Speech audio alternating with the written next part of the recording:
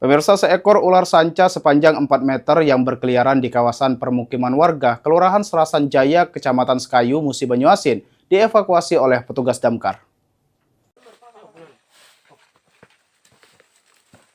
Seekor ular sanca berukuran sekitar 4 meter menggegerkan warga Jalan Merdeka RT 17 RW 2 Kelurahan Serasan Jaya, Kecamatan Sekayu, Musi Banyuasin. Ular yang merayap di dekat kawasan permukiman warga dan lokasi Madrasah Sanawiyah ini membuat khawatir warga akan keselamatan. Mengetahui adanya ular berukuran besar berkeliaran, warga segera menghubungi call center Dinas Pemadam Kebakaran dan Penyelamatan Kabupaten Musi Banyuasin.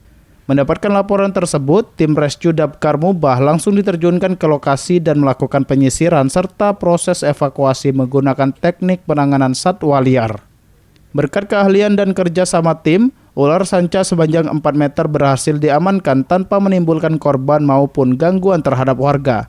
Selanjutnya ular tersebut langsung dibawa oleh petugas damkar untuk dievakuasi ke tempat yang jauh dari pemukiman warga. Ruzi Iskandar, PAL TV.